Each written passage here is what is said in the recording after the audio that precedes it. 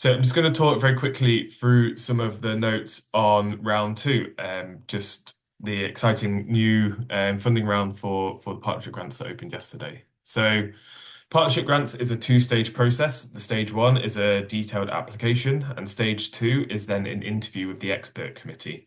Stage one opened yesterday lunchtime on the 13th of January 2025 and will close at 23:59 GMT on the 24th of March 2025. So there's a 10-week period there for partnership grants to develop their application and submit their application to us. Those applications will be assessed, and then successful applications at stage one will be invited back to take part in stage two.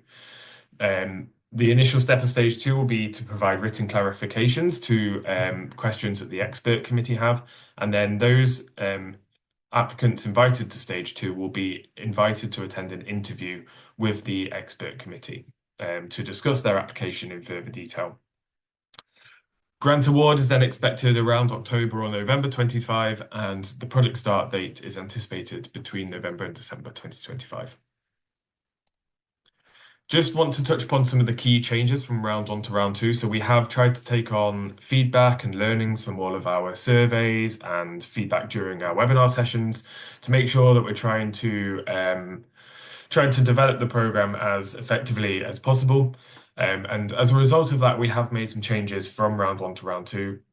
Please do read our guidance and our latest changes, because if you were eligible in round one, it doesn't necessarily mean that you are eligible in round two. So please do double check. Don't just assume that you are able to apply. It's worth just going back through the guidance notes.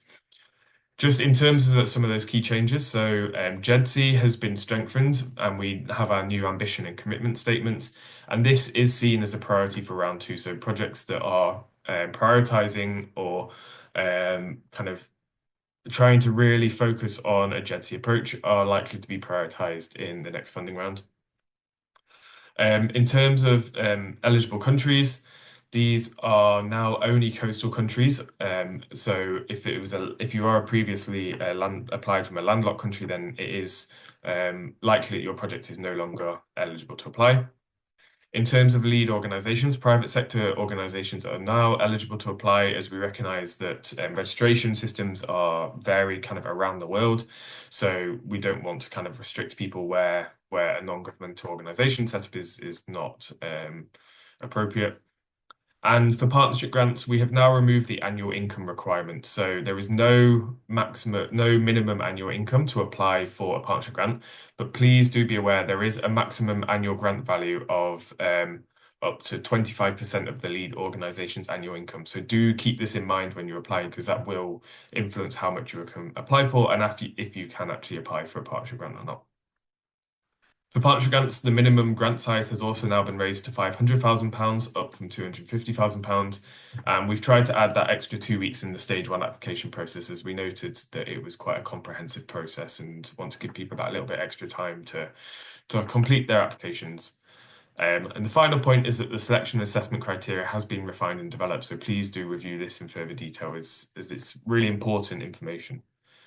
And I will just talk about this a little bit now. So for partnership grants, all applications will be evaluated against the selection assessment criteria detailed in the guidance, and the selection and criteria scores are combined to then give the total application score, and that is used to inform discussions at our SIF meeting and kind of the assessments by the expert committee. For partnership grants, all applications will be scored against these 4 areas. So you've got technical merit, marine conservation impact, poverty reduction, which are 3 consistent areas from round one, and then a new selection criteria focused on partnerships, so assessing the quality of the partnerships you're putting forwards.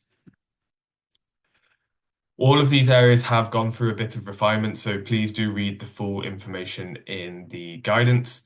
But just on the screen at the moment is a couple of bullet points of the kind of areas that we will be assessing under each of these areas. So for technical merit, we're looking at the technical aspects of the project, including the methodology, the project design, and the monitoring, evaluation, and learning, the sustainability, the project team, the risk management and political economy, and then safeguarding and prevention of sexual exploitation, abuse, and harassment. Marine conservation impact is looking at the needs or the identified needs, the links to poverty reduction, its methodology and impact on the marine environment, and then risk mitigation and strength of evidence base. And poverty reduction has a very similar kind of set of criteria, but there is also the addition of consideration of GEDC in the poverty reduction approach and stakeholder engagement. And then partnerships is the new criteria that we just spoke about. So that includes kind of making assessment of the capabilities, network, and prior experience of the lead organization, kind of working with partners to kind of develop an understanding of the contextual knowledge, and that the partnership structure is meaningful and complementary and kind of supports creating an impact to a bigger scale, and that would be beyond the capability of kind of individual partners if they were to work alone. With regards to the assessment criteria, we now have 3 points here. So all projects will also be assessed against whether they meet the required expected standards for GEDC, which is GEDC empowering, for value for money, which would be a medium value for money, and the upper middle income country criteria, which all projects would have to pass if they're based in an upper middle income country.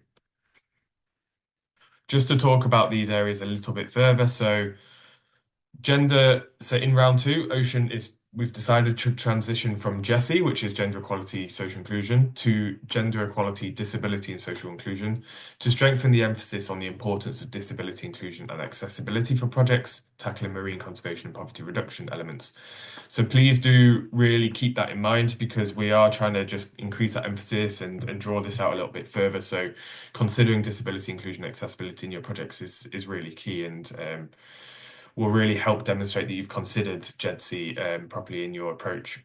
When we talk about GEDC, we're talking about three closely related and equally important topics. So an approach focused on gender equality aims to remove the unequal power relations between different gender identities in the pursuit of equal rights, responsibilities, and opportunities for all.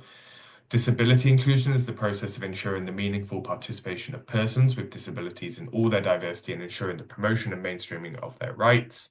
And social inclusion is the process of improving the terms on which individuals and groups take part in society, improving the ability, opportunity, and dignity of those disadvantaged and historically excluded from decision-making and spheres of influence on the basis of their identity. And within these definitions, Ocean understands inclusion of Indigenous people and local communities to be recognised within social inclusion, as they have been disadvantaged and historically excluded from decision-making based on their identity. So that is included within our understanding of kind of social inclusion. I referred to the Ocean GEDC ambition and commitment, and what Ocean has set as its ambition is to be at least a GEDC empowering programme, and that we want and our commitment is that all projects are to be or strive to be GEDC empowering. For projects under the partnership grants, we are asking everyone to try and take a GEDC empowering approach. And a GEDC empowering approach, as you can see in this graphic here, reduces gender and social inequalities and empowers community members by increasing equitable access to assets, resources, and capabilities for women, people with disabilities, and other marginalised groups.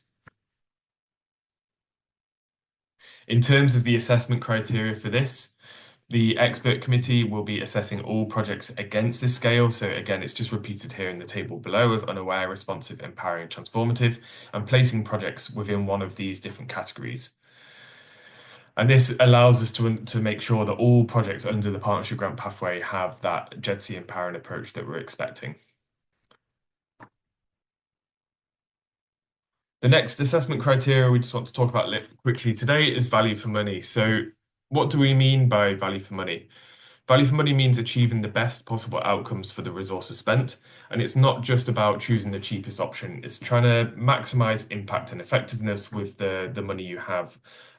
So it might be that something is slightly more expensive, but it also is a solution that would create the maximum impact, and that's okay. It doesn't have to be the kind of cheapest option. When in your application, you should look to demonstrate a strong commitment to delivering good value for money. As kind of mentioned, maximising the expected impact from each Great British pound spent.